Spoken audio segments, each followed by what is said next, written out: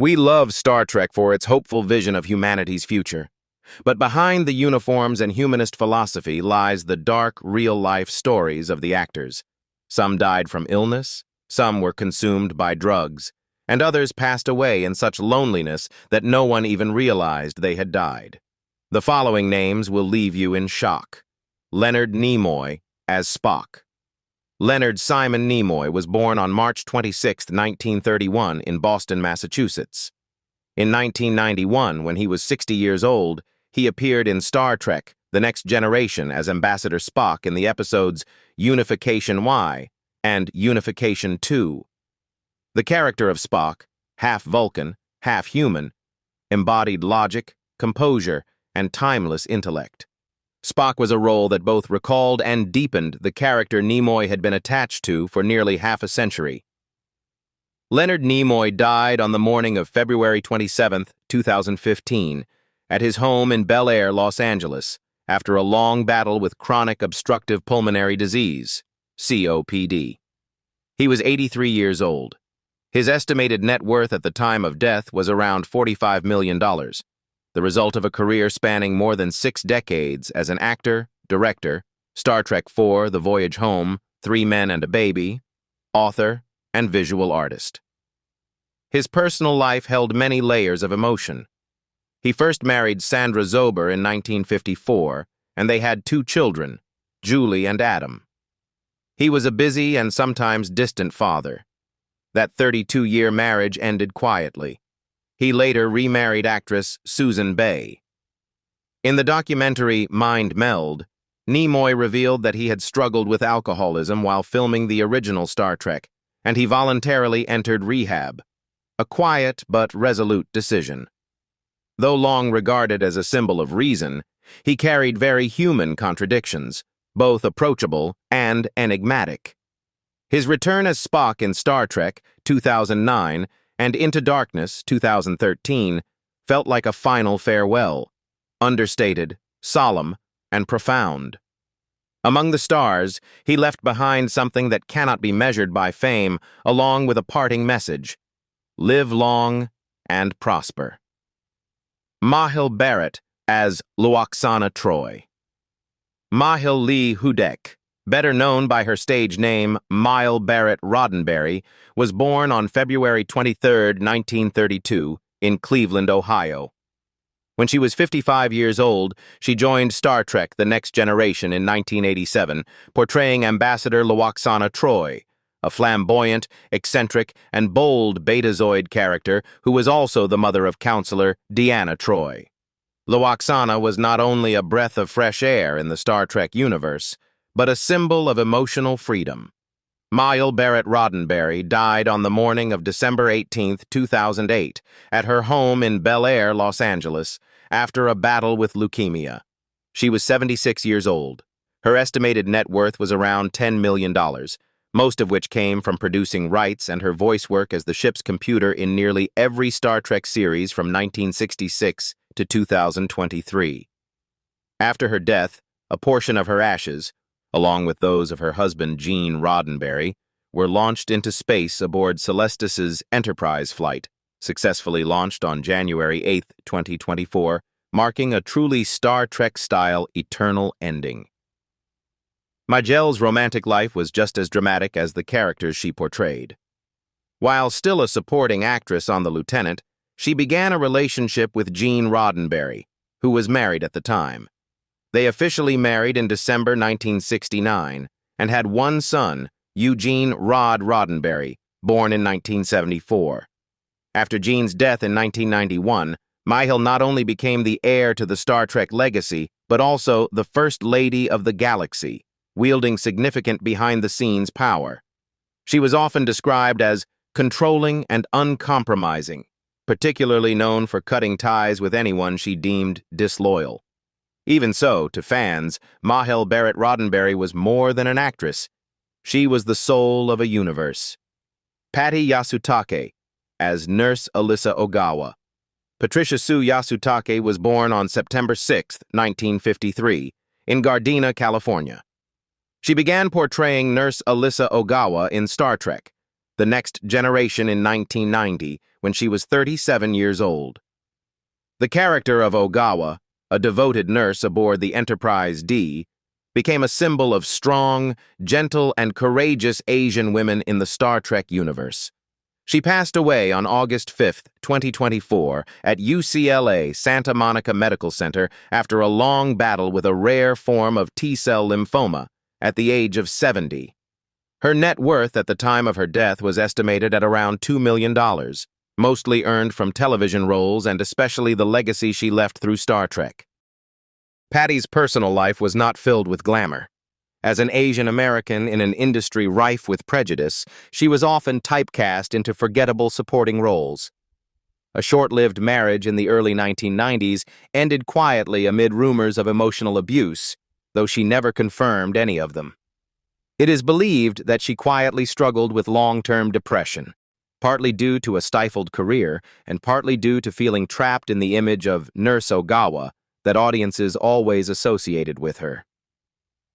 After appearing in Star Trek First Contact, 1996, Yasutake gradually withdrew from major projects, appearing only sporadically in Boston Legal and a few independent films before completely disappearing from Hollywood.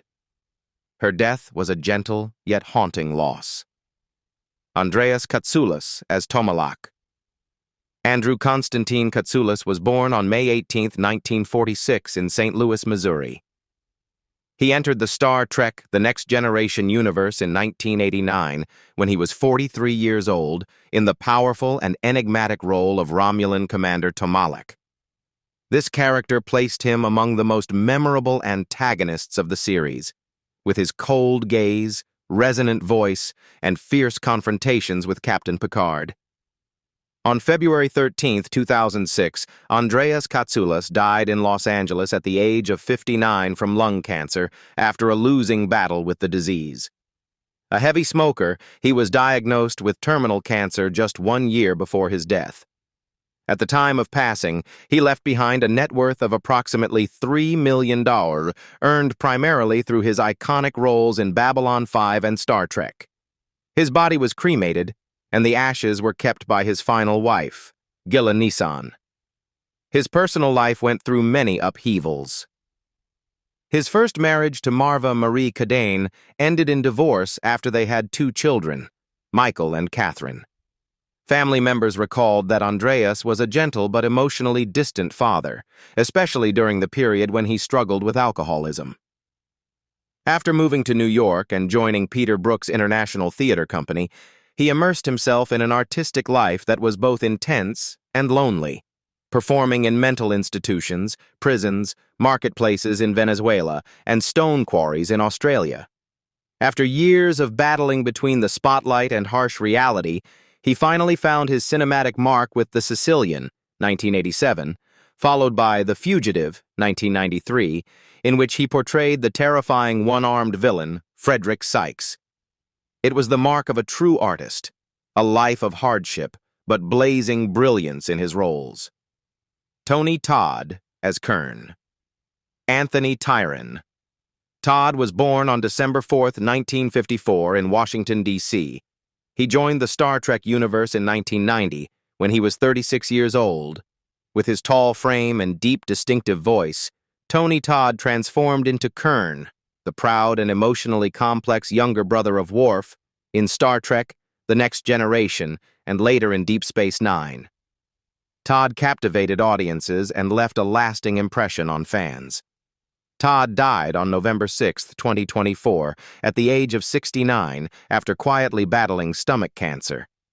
Despite declining health, he completed his final 2 projects, Final Destination, Bloodlines, and Indiana Jones and the Great Circle, both of which were dedicated to honoring his memory. His net worth was estimated at around $10 million, the result of decades of contributions to film, television, and voice acting, including his performance as the villain Venom in Marvel's Spider-Man 2, which earned him an award nomination. Todd's personal life was a blend of blazing talent and quiet shadows. His marriage to Fatima Cortez produced 2 children, Alexander and Ariana, but was constantly challenged by distance, an obsessive passion for art, and prolonged psychological stress. In the 1990s, a brief relationship with a young actress stirred controversy when she accused him of emotional manipulation, though no lawsuit was ever filed. Beyond The Rock, 1996, and Hatchet 2, 2010, he often turned down blockbuster roles in favor of characters with depth and inner darkness. In his final years, declining health led Todd to live in near seclusion in Marina del Rey, California. Even so, Tony Todd's legacy remains firmly rooted in the history of horror and science fiction. Barbara March as Lulursa. Barbara March, born Barbara Jean Machka, was born on October 9, 1953, in Canada. When she was 38 years old, she made her first appearance in Star Trek: The Next Generation as Lulursa, one of the infamous Duras sisters, representing the ambition and ruthlessness of the Klingon Empire. With her sharp features and commanding presence, Barbara quickly turned Lulursa into one of the most memorable female villains in the Star Trek universe. On August 11, 2019, Barbara March passed away at the age of 65 after a long battle with cancer. At the time of her death, her net worth was estimated at around $1.5 million. Largely earned from television roles and her years of dedication to the stage at the Stratford Shakespeare Festival, the Guthrie Theater, and theaters in New York and Los Angeles. Barbara's private life was no less intense. Her long-standing marriage to Alan Scarfe, who also appeared in The Next Generation, went through many separations and artistic jealousies, particularly when she devoted herself more and more to theater. Their daughter, Antonia, became a musician but remained distant from the media. In the late 1990s, Barbara poured her entire heart into the solo play The Raising of Charlotte Bronte, but the financial failure of the production pushed her into a deep crisis. Perfectionist to an extreme, she was known to walk out of performances if she felt her co-star had ruined the atmosphere. That uncompromising attitude gradually led the industry to turn its back on her. Though a true talent, she burned brightly and then faded in silence. George Murdoch as Admiral J.P. Hansen. George Murdoch, born George Sawaya Jr., was born on June 25, 1930, in Salina, Kansas. When he entered the Star Trek: The Next Generation universe in 1990, he was 60 years old, playing Admiral J.P. Hansen, a high-ranking official in the deadly war against the Borg. With his stern face and warm, deep voice, George not only became part of one of the series' most intense episodes, but also left a lasting impression on science fiction fans. He died on April 30, 2012, in Burbank, California, at the age of 81, after battling cancer. His net worth at the time of his death was estimated at around $2 million, accumulated from steady work in television and voice acting. George was married to a woman named Kathy and lived with her until the end of his life. They had no biological children, but he cared for and loved his wife's children from a previous relationship as his own. However, George wasn't always easy to work with. He was known in the film industry for his hot temper and occasionally overly demanding nature. On the set of Star Trek V, he once clashed directly with William Shatner over script disagreements, creating a tense atmosphere on set. Nevertheless, he continued to showcase his talent in roles like Yuri Testikov in Seinfeld and numerous portrayals of judges, officers, or powerful figures on television. For those who saw him as Admiral Hansen or as Big Daddy in Cat on a Hot Tin Roof, George Murdoch remains a respected part of television history. David Warner as Gul Madred. David Warner, known to Star Trek fans for his chilling portrayal of Gul Madred, brought unforgettable gravitas to the role of the Cardassian interrogator in the Next Generation episode Chain of Command. Born July 29, 1941, in Manchester, England, Warner joined the Star Trek universe in 1992 when he was 51 years old, delivering the haunting line, "There are four lights," that would echo through science fiction history. He died on July 24, 2022, just days before his 81st birthday, after a battle with cancer. His net worth was estimated at around $8 million, earned from a long and distinguished career on both stage and screen, including roles in Titanic, Tron, and Time Bandits. David Warner's personal life was marked by emotional complexity and professional devotion. He had a son from his marriage to Harriet Lindgren, but the couple divorced in the early 2000s. Friends described him as deeply private, almost reclusive, preferring literature and solitude over Hollywood parties. For much of his life, Warner suffered from chronic stage fright and avoided live theater for decades, a sharp contrast to his powerful on-screen presence. Despite critical acclaim, he often struggled with self-doubt and once described acting as an ordeal rather than a joy. In his final years, he lived quietly in Northwood, London, and continued to act in audiobooks and voice work until his health declined. Even so, his portrayal of Gul Madred remains one of the darkest and most psychologically layered performances in Star Trek history. Charles Cooper as Chancellor Campbell. Charles Darwin Cooper was born on August 11, 1926. He entered the Star Trek The Next Generation universe in 1990 at the age of 64, playing the role of Klingon Chancellor Campbell in the episodes Sins of the Father and Reunion. His character was a cold embodiment of power in the Klingon Empire, carrying the political weight and brutality of a warrior civilization. This role made Cooper a memorable part of Star Trek's golden era. Charles Cooper passed away on November 29, 2013, at the age of 87. The cause of death was never officially announced, leaving fans with a sense of doubt and sorrow. At the time of his passing, his net worth was estimated at around $1 million, mostly earned from television salaries and his distinctive portrayals of alien characters. Beneath the Klingon makeup, few knew that Cooper carried deep emotional scars in his private life. He once had a tense and broken relationship with his son, to the point that the son publicly criticized him in the media for being controlling and emotionally distant. Later, he married Pamela Kosh and had 3 children, but the wounds from the past continued to cast a shadow over his soul. There were no major scandals or tragic accidents, but Cooper lived as a man left behind by the spotlight, always regretting the roles Hollywood denied him, especially when he was once considered for a leading part, but ultimately rejected for having a face that couldn't sell tickets. He left the stage quietly, leaving behind a lingering sense of sadness among his fans. Richard Lynch as Arctis Baron. Richard Hugh Lynch was born on February 12, 1940, in Brooklyn, New York, to an Irish Catholic family. At the age of 53, he appeared in Star Trek The Next Generation, 1993, portraying Arctis Baron, a cold and ruthless mercenary in the 2-part episode Gambit. This role marked an impressive return for a familiar villainous face on screen, with his scarred features both terrifying and captivating millions of viewers. On June 19, 2012, Richard Lynch was found dead at his home in Yucca Valley, California, at the age of 72. His body lay alone in the kitchen for several days before a friend came to check on him. The cause of death was determined to be a heart attack.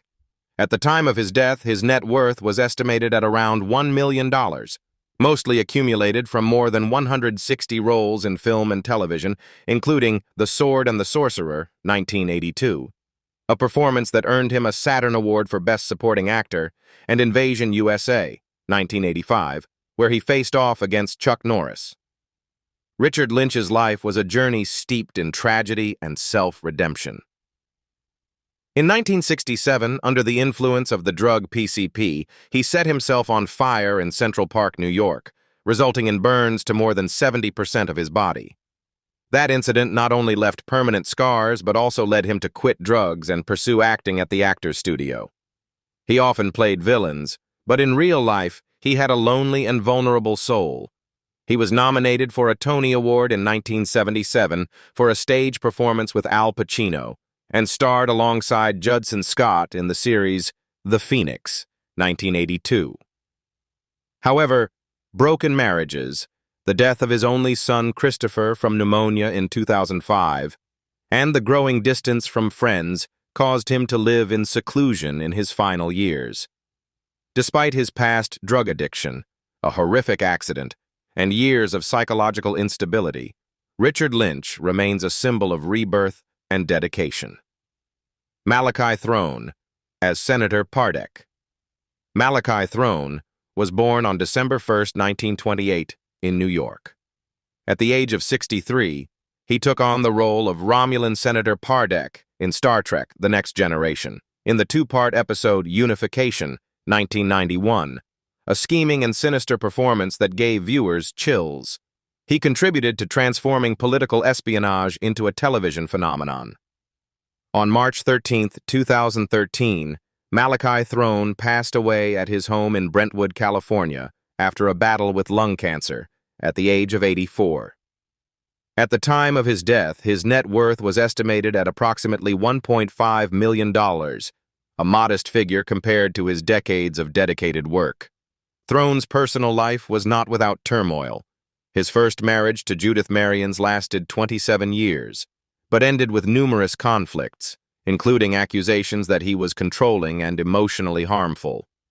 The two had two sons, one of whom, Zachary Throne, later became a musician and actor. His second marriage to Marjorie Bernstein also ended quietly. Although a talented actor, Throne often felt overlooked by Hollywood, partly due to his unconventional appearance. He was once criticized for pushing aside younger actors during theater rehearsals, and his health declined significantly in his later years. His passing closed the curtain on a long and often painful journey, but one rich in artistic spirit. Georgia Brown as Helena Rojenko. Georgia Brown, born Lillian Claire Clott, was born on October 21, 1933, in the poor East End of London. When she appeared in Star Trek: The Next Generation in 1990, she was 57 years old and played the role of Helena Rojenko, the kind-hearted adoptive mother of Worf, the only Klingon warrior in the Federation. In the series, Helena is a human woman who loves her adopted son as her own, offering a humanizing perspective amid the cold expanse of space. Though the character appeared in only 2 episodes, she left a strong impression thanks to the tenderness and emotional depth that Georgia Brown brought to the role. Tragically, Georgia Brown passed away not long after this performance. She died on July 5, 1992, at St. John's Hospital in London, at the age of 58. The cause was complications following surgery for a bowel obstruction. Her death came unexpectedly, just as she was preparing to perform in a tribute concert for Sammy Davis Jr. At the time, her net worth was estimated at around $500,000, modest, yet reflective of a life devoted to art over fame. Georgia Brown's personal life was filled with twists and turns.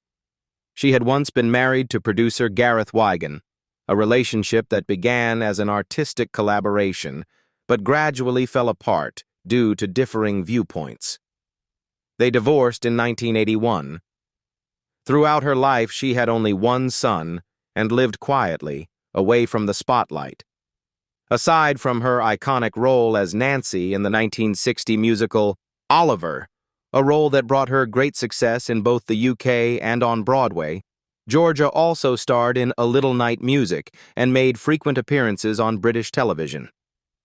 After her separation from Wigan, she fell into depression but never gave up her passion for music. In her later years, she wrote music, produced and performed in small concerts, as if that was her only way to heal. A Jewish woman once dismissed by Hollywood for not being pretty enough was, in the end, the one who brought heart into the frozen vastness of the galaxy. Stephen Hawking as himself. Stephen Hawking was born on January 8, 1942, in Oxford, England. When he appeared in Star Trek: The Next Generation in 1993, he was 51 years old, and most notably, he played himself.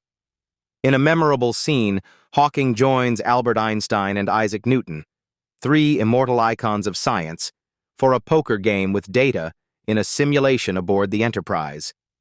It was not just a moment of entertainment, but also a tribute to human intellect set against a backdrop of science fiction. Stephen Hawking passed away on March 14, 2018, at the age of 76, at his home in Cambridge. He had lived nearly his entire life with amyotrophic lateral sclerosis, ALS, a disease diagnosed when he was 21 years old and which doctors once predicted would end his life within a few years. But through extraordinary willpower and the support of technology, he not only survived, but also transformed the way humanity understands the universe. His net worth at the time of his death was estimated at $20 million, not from patents or inventions, but from books, documentaries, and lectures that moved the world. In his personal life, Hawking had 2 marriages. He married Jane Wilde in 1965 and had 3 children, but the immense pressure from his illness and fame led to their divorce after nearly 30 years of marriage. His second marriage to nurse Elaine Mason was mired in controversy, including allegations of abuse and emotional control, though none of these claims were ever officially confirmed. Alongside his scientific work, Hawking also made numerous appearances in pop culture, including The Simpsons, Futurama, and The Big Bang Theory, making him a rare cultural icon from the academic world. John Neville as Isaac Newton. Charles Darwin Cooper was born on August 11, 1926. When he appeared in Star Trek: The Next Generation in 1990, he was 64 years old and portrayed Klingon Chancellor Campbell, a powerful yet weary leader trying to maintain stability within the volatile Klingon Empire. His presence in the 2 episodes, Sins of the Father and Reunion, left a mark thanks to his cold, piercing gaze and gravelly voice that sounded like a decree. Charles Cooper passed away on November 29, 2013, at the age of 87. He died quietly, with no clearly announced cause of death, leaving many fans and colleagues both curious and sorrowful. Some sources speculated he had suffered from a long-term illness but chose to keep it private to avoid pity. His net worth at the time of death was estimated at around $1 million, accumulated from hundreds of supporting roles over a career that spanned nearly 50 years. Cooper's personal life carried the same somber tones as many of the villains he portrayed. His relationship with his biological son had deteriorated badly. The son had once publicly accused him of being a cold, controlling, and emotionally distant father. This deeply affected Cooper's mental health in his later years. He had been married to Pamela Kosh, a costume designer, and had 3 children, but the family rarely appeared with him in public. In his career, aside from Star Trek, he had drawn attention for roles in Alfred Hitchcock's The Wrong Man, 1956, and the action film Blind Fury, 1989, with Rutger Hauer. He dedicated his entire life to acting without ever landing a leading role. But to the Star Trek fan community, he will always be Campbell, the one who brought an end to a tumultuous era for the Klingons. Pamela Kosh as Jessel. Pamela Kosh was born on October 1, 1928 in Kent, England. When she appeared in Star Trek: The Next Generation, she was 64 years old, playing the role of the housekeeper Giselle, a small supporting character who still left a distinct impression beside the android Data. With her regal demeanor and classic English accent, Pamela brought a mysterious grace to the role, adding depth to the futuristic setting of the series. She passed away on May 4, 2022, at the age of 93. Her death did not make major headlines, partly because there had been incorrect reports previously claiming she had died in 2020, which led to much confusion. Nevertheless, her actual passing in California was deeply mourned by longtime fans. There was no public funeral, and her ashes were privately kept in accordance with her final wishes. With over 4 decades in the entertainment industry, from stage to television, Pamela Kosh's estimated net worth at the time of her death in 2022 was around $1 million, largely derived from royalties, stage directing, and long-running television roles, such as in Days of Our Lives and Saved by the Bell. Pamela's private life held many silent tragedies. She once had a beautiful marriage with stage actor Walter Gilmore, whom she met in 1967 at a local theater in California. Together, they founded and ran the Golden Mall Playhouse, a small but ambitious theater, until it was reclaimed by the city in 1981. The pain of losing this artistic space, coupled with the sudden suicide of her husband in the 1980s, sent her into a prolonged emotional crisis. Afterward, she became reclusive, rarely appearing in public, although she continued taking small roles in The King of Queens and Gilmore Girls as if to hold on to the final breath of her artistic life. They were once part of a fictional galaxy, but their real lives were also filled with painful journeys and unexpected endings. Each actor's passing leaves an irreplaceable void in the hearts of fans. So what about you? Which character do you remember the most? Share your thoughts below, and don't forget to follow us as we continue exploring the stories behind the spotlight of Star Trek and beyond.